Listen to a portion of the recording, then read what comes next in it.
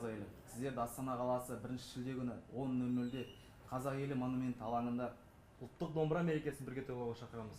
Сіздерді Жас Отан жастар қанаты және Бастау тобынан шын жүректен құттықтаймыз.